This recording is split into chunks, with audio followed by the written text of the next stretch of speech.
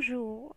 Dans cette vidéo, on va traiter la monographie des plantes médicinales algériennes. Le plan de notre présentation est constitué d'une introduction. Dans chaque plante, on va identifier le nom scientifique en différentes langues.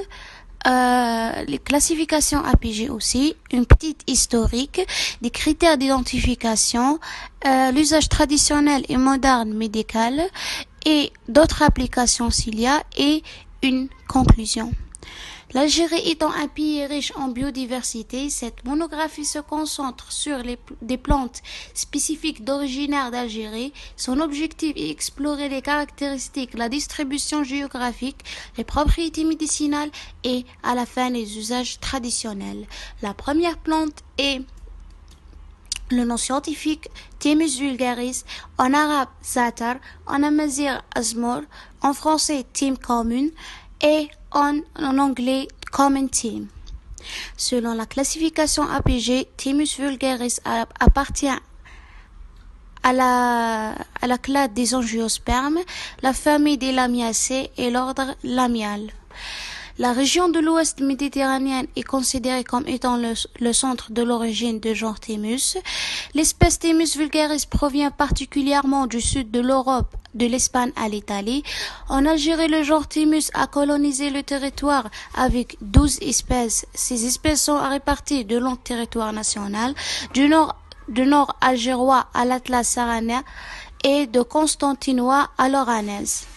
Les critères d'identification macroscopique sont des sous-arbusaux de 10 à 30 cm, sont vert blanchâtre ou grisâtre, sont très aromatiques, les tiges sont ligneuses, dressées, tortueuses, à des jeunes rameaux tomenteux blanchâtres, des petites feuilles lanceolées aux linéaires obtuses, enroulées par les bords, non ciliées à la base.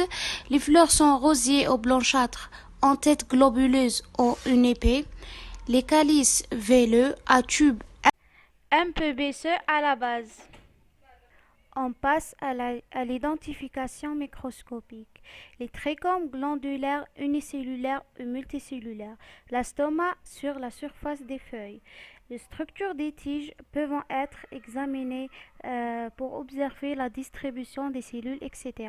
La structure des fleurs pour observer la morphologie des organes reproducteurs tels que les étamines et les pistils.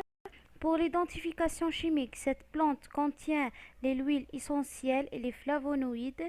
Le thym contient d'autres composés chimiques tels que les acides phénoliques, des tannines et des terpénoïdes, etc. Leur identification peut nécessiter des méthodes d'analyse spécifiques. L'usage traditionnel médicaux, elle est utilisée comme un antiseptique et désinfectant. Elle est utilisée pour les troubles respiratoires et aussi un antioxydant.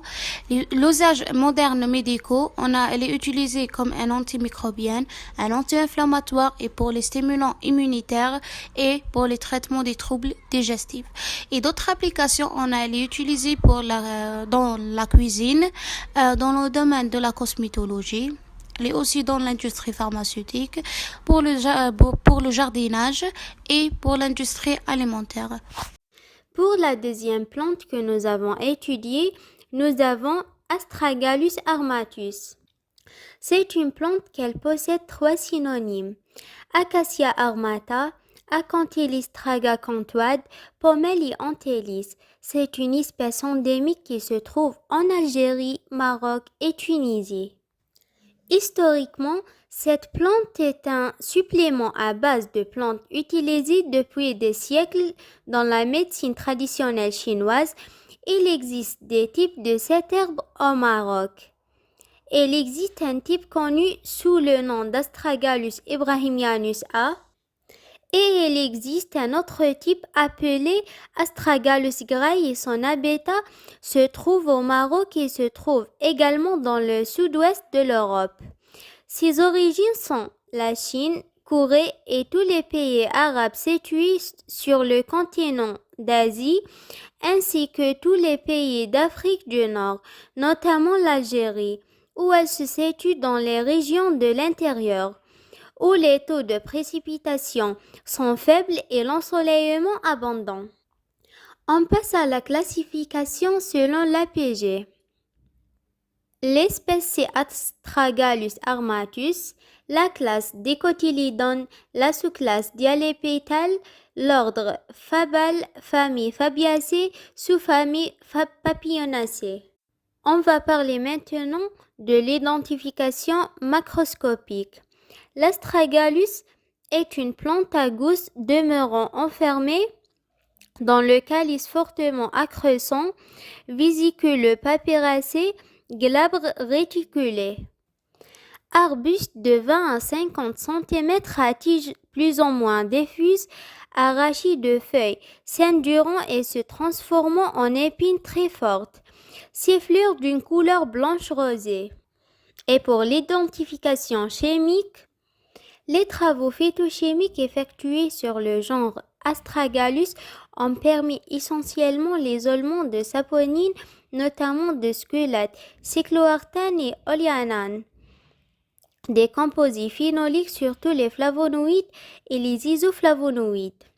Les polysaccharides sont aussi abondants dans ce genre, tandis que les composants toxiques consistent en nétrotoxines, des alcaloïdes indolésidiques et des dérivés de sélénium.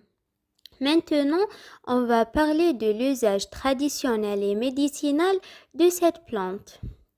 Alors, cette substance largement utilisée dans l'industrie pharmaceutique et dans la production de divers produits alimentaires comme les crèmes glacées, les lotions, etc.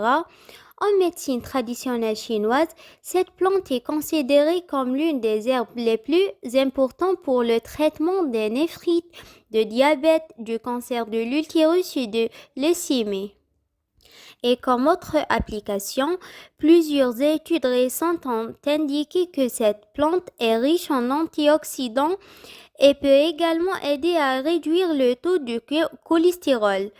Si donc une aide au métabolisme, cette plante a des effets négatifs bien sûr comme toutes les substances.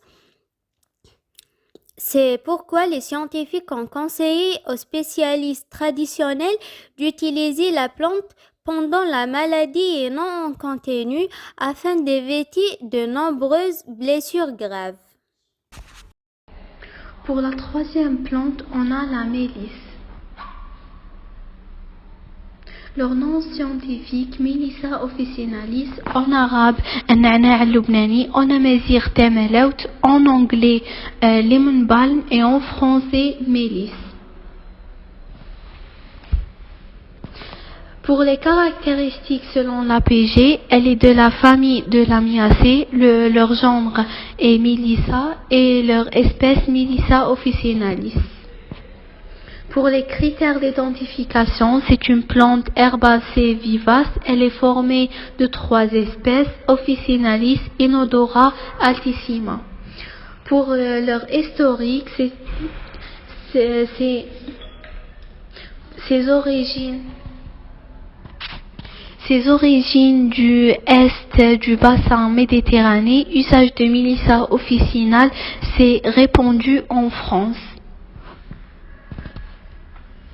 Pour l'usage traditionnel et moderne, elle est utilisée traditionnellement pour ses propriétés sur le système nerveux et le système digestif et utilisée pour les soulagements du migraine, rhumatisme et en bain en cas de nervosité, agitation et des règles douloureuses.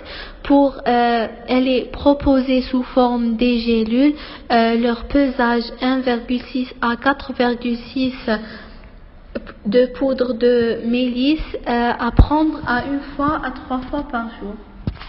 On conclut que les plantes médicinales telles que le Thymus vulgaris, la mélisse et l'Astragalus armatus offrent un potentiel intéressant pour la santé et le bien-être. Leur utilisation dans la médecine traditionnelle algérienne témoigne de leur importance dans la culture et la pharmacopée locale. Continue à l'étudier et à l'explorer les propriétés médicinales de ces plantes pour ouvrir de nouvelles voies pour le développement du traitement naturel et efficace dans le domaine de la santé. Voilà les références bibliographiques et merci pour votre attention.